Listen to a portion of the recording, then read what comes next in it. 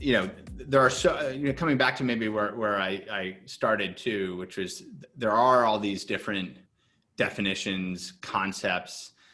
If you talk to a lot of people, they couldn't really differentiate them that well. Obviously, you guys are incredibly deep in the space, but maybe talk a little bit about that segmentation a little bit, right? Matt, I don't know if you want to take this. There's sort of different concepts and definitions, and I think because we really want to focus today on crypto dollars, like maybe we can say what's not a crypto dollar. Yeah, definitely. Well, maybe I'll just opine a little bit about what you were just talking about in terms of how we got here first, and then Nick can talk a little bit about how we think about the segmentation. But I was thinking back last night, getting ready to do this around the first time that I met you at Fidelity, and sort of the original idea behind Circle, and how in a lot of ways right now what's happening in the industry is exactly what you sort of predicted would happen. I think the implementation details have shifted now. Totally. So, if you think about those early days, we thought we would be doing a lot of this on Bitcoin. And there was a big push around colored coins and the open assets protocol. And would this be a proper conduit to actually get some of these crypto dollars into practice? Yeah. And then, I guess we all know what happened there. And we end up with the ERC-20 standard, end up pushing this along.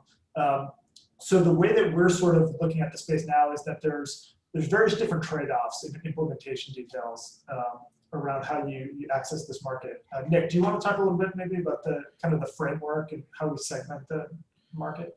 Yeah.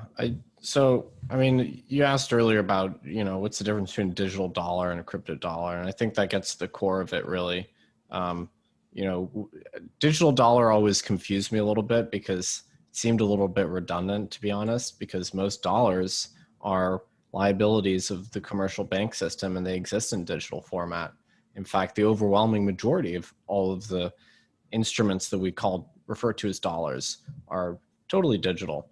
I guess there's a couple trillion in physical cash. There are electronic records for them. Right. Right. They're not electronic bearer assets per se, but they exist in digital format, solely in digital format. So I guess you can convert them into cash if you really wanted to. Physical cash, but for the most part, they exist electronically, which is why we chafe a little bit at the digital dollar conception or appellation. And I know crypto isn't the most popular prefix. People kind of associate it with insalubrious activity and so on. But right. To us, it's a more apt way to describe the phenomenon and carve it out relative to dollars that exist in the bank sector. And I think the key differences are that crypto dollars aspire to be digital bearer assets, something that if you know the private key, you are presumed to be the owner in the eyes of the blockchain.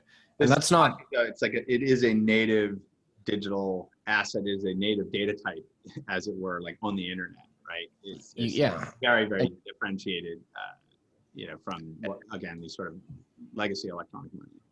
And you can fully assign control by broadcasting some data online without the reliance of a third party. So that, to me, that's what the cypherpunks wanted to create. They wanted to create digital cash. Yeah. If you go back and read the discussions, a lot of it's about dollar denominated or stable cash. Mm-hmm. It's not necessarily about volatile cash, which has all these additional assumptions about new monetary policies. Right. So I think that's part of the reason the cypherpunks, some of them rejected Bitcoin, because Bitcoin by definition was going to be volatile. Mm-hmm. Not that that's a problem per se. It's just, that's not exactly what some of the cypherpunks are trying to create in the 80s and 90s. If you look at DigiCash, that was a stable instrument as well. So to me, the bearer asset nature is like the really, really key differentiating factor.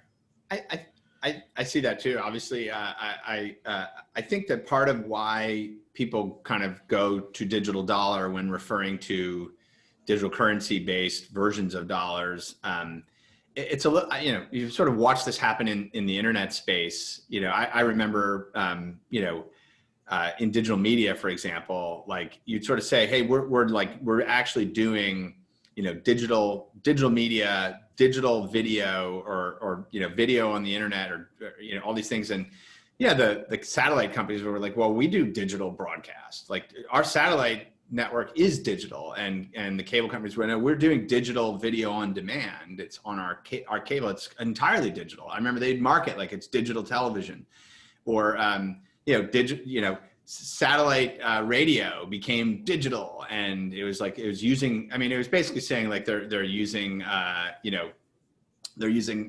software-based protocols and packet switch data or whatever the hell they're doing to deliver those things, but they're still like closed, walled off, controlled, intermediated. They're not public on the internet. They're not able to attach to permissionless networks. They're not something that anyone anywhere can participate in, with music and sound and text and communications. Like, the real distinction is when you are, in my mind, like something that is natively digital is on public networks. It is on the permissionless internet. It is attached to open source software reference implementations. It's sort of, and so for me, that's a huge difference. And I think in a lot of people's minds, digital currency does kind of represent that. The conceptual model is that.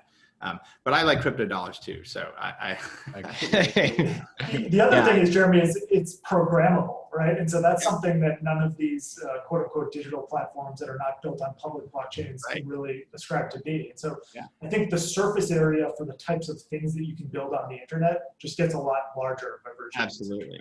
Yeah. The mashing stuff up and the composability and the fact that it's actually built on, open software that people can connect to and so on is just tremendous. It's really tremendous. Yeah.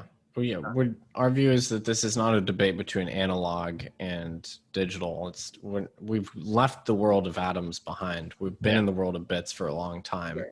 It's who controls the network. Is it, is there one nexus of control, or is it distributed?